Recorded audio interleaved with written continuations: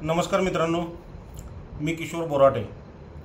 मित्रांनो, नेहमी असं काहीतरी विचार करतो की एखादा चांगला विषय, सकारात्मक विषय चर्चेला घ्यावा, कोणता तरी एक सकारात्मक विषय निवडावा आणि त्याच्यावर तुमच्याशी चर्चा करावी. रोज उठून हे राजकारण राजकारण राजकारण किंवा एकतर काहीतरी सामाजिक अशा दुःखद घटना घडतात किंवा काहीतरी राजकीय उचापती असतात. आता नुकतंच घडलेलं जे वैष्णवी हगवणे आत्महत्या प्रकरण, आता काय बोलायचं ह्याच्यावर.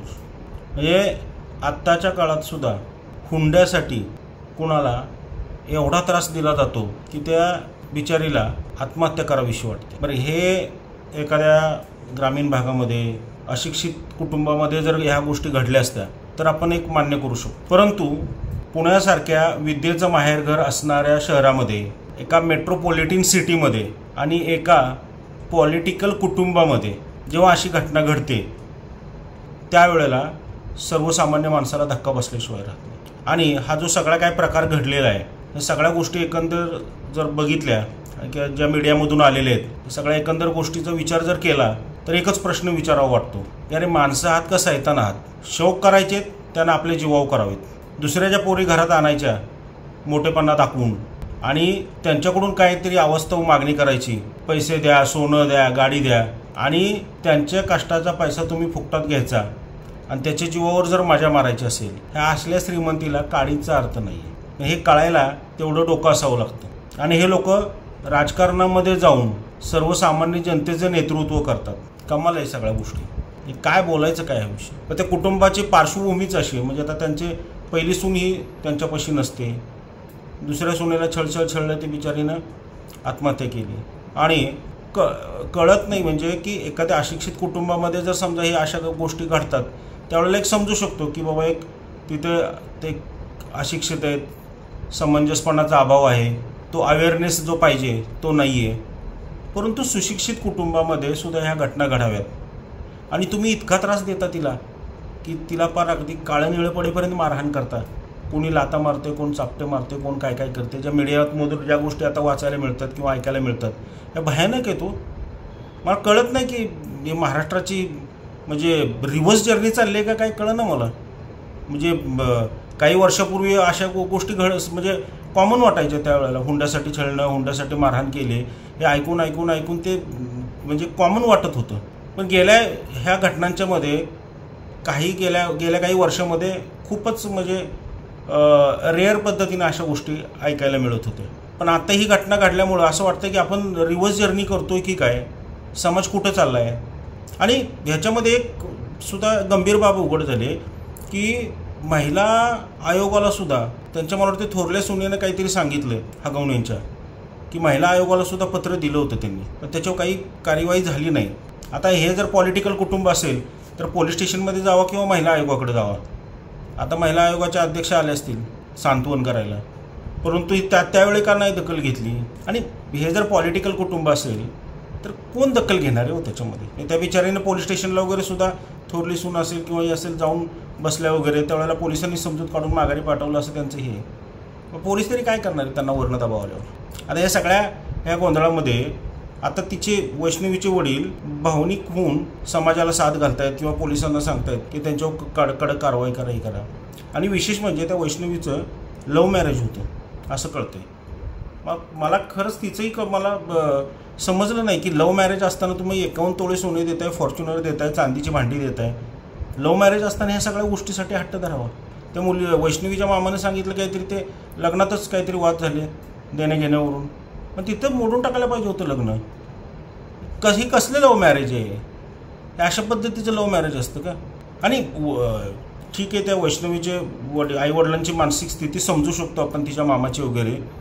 परंतु एक गोष्ट मला कळत नाही की पहिल्या सुनेला एवढा त्रास होत होता, हे सगळं कळलं, वैष्णवीला त्रास होत होता, तिनं मध्यंतरी आत्महत्येचाही प्रयत्न केला होता, हे सगळं घडत होतं. बरं, हे असं नव्हतं की वैष्णवीच्या आईवडिलांना मामाला माहीत नव्हतं. या सगळ्या गोष्टी त्यांना माहिती होत्या, तरी त्यांनी वैष्णवीला तिथं का ठेवली, हा मोठा प्रश्न. म्हणजे पहिल्या सून जशी तिथून बाहेर पडली तसं वैष्णवीला हे घेऊन तिथे त्यांच्याकडे का नव्हते ना हे करत, मुलीला स्वतःच्या घरी आणून का ठेवलं नाही, तिच्या सुरक्षिततेसाठी. पण असं नाही की ही घटना एकाएकी घडली. गेले काही महिने किंवा वर्ष हा त्रास चालूच होता. म्हणजे आईवडिलांना वैष्णवीच्या माहीत होतं हा त्रास होतोय, तिला मारहाण झालेलं माहीत होतं.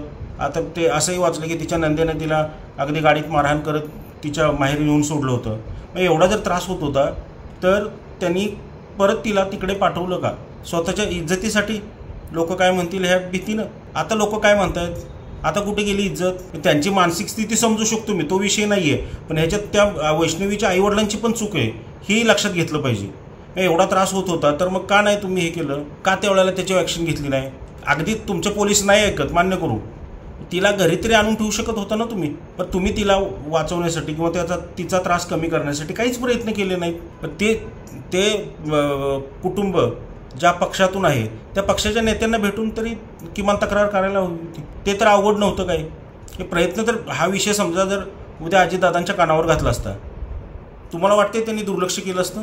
मला तरी असं वाटत नाही की त्यांनी ह्या गोष्टीबाबत दुर्लक्ष केलं असतं. हा विषय तिथपर्यंत तरी पोहोचवायला पाहिजे होतं ना. फार अवघड होतं का अजितदादांना भेटणं? अजिबात अवघड नव्हतं. एन प्रकारे जर हा विषय तिथपर्यंत गेला असता तर निश्चितपणे आज वैष्णवीचं प्राण वाचले असते. त्यामुळे ह्याच्यामध्ये आईवडिलांचंही नाही म्हटलं तरी हलगर्जीपणा झालेला आहे. त्या हलगर्जीपणामुळं आज त्यांची मुलगी गेलेली आहे. आणि ते जर त्यावेळेला त्यांनी त्या गोष्टी सिरियसली घेतल्या असत्या तर कदाचित वैष्णवीचा प्राण वाचले असते. पण ह्याच्यामध्ये आता काही लोक अजितदादांच्यावर टीका करतात. काय संबंध आहे? एखाद्याच्या लग्नाला जाणं काही चुकीचं आहे का? आज राज्याचा एवढा मोठा नेता आहे, उपमुख्यमंत्री, एका पक्षाचा अध्यक्ष आहे, कार्यकर्त्यांनी बोलवलं तर जावं लागतं. मग पुढे जाऊन हे लोक असे वागतील हे त्यांना काय माहिती आहे?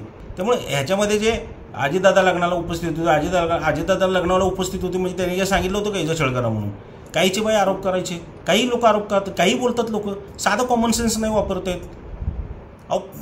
समाजाचं प्रतिनिधित्व करत असताना नेत्याला कार्यकर्त्याच्या प्रत्येक गोष्टीला जावं लागतं. बारशाला बोलावणारे सुद्धा कार्यकर्ते आहेत. मला आमचे आमदार एकदा बोलले होते तिथले, काय करणार म्हणले किशोर, बारशाला बोलावलं तरी जावं लागतं. म्हटलं एवढा वेळ काढावं लागतो म्हटलं. आता काय करणार, कार्यकर्त्याचा आग्रह असतो म्हटले, जावं लागतं. आणि काही चुकीचं नसतं. कार्यकर्ते तरी काय मागतात तुम्हाला? वेळच मागतात. कधीतरी तुम्ही त्यांच्या घरी जावं, त्याच्यामुळे कुठेतरी त्यांची इज्जत वाढत असते आणि तेवढं नेत्यांना करावं लागतं. त्याच्यामध्ये ते लग्नाला उपस्थित राहिले म्हणजे म्हणून काय बिघडलं? काहीतरी आपलं बोलायचं आहे, आपलं लोकशाही म्हणून काही बोलत बसायचं काय संबंध आहे त्याच्यामध्ये अजितदादांचा? हा, पण एक आहे आता मात्र, अजितदादांनी ॲक्शन घेऊन त्यांना पक्षातून काढून टाकले. ते आता जेलमध्ये आहेत. पोलिसांना आदेश दिलेत तत्परतेनं अटक करायला. त्यांनी ते काय त्यांना पकडण्यासाठी पथकं नेमली होती वगैरे, त्याच्यामध्ये वाढ करा म्हणले, त्यांना पकडलं वगैरे, हे सगळं ठीक आहे. आज एकच म्हणणं आहे अजितदादांना, विनंती आहे की ह्याच्यामध्ये आता हे प्रकरण तापले म्हणून ठीक आहे, हळूहळू हे प्रकरण शांत होत जाईल, लोक समाज विसरून जाईल. परत कुठली तरी एखादी मोठी घटना घडेल, ती लोक त्याच्यात चर्चेत पडतील, ही घटना विसरून जातील. शॉर्ट टर्म मेमरी आहे समाजाची.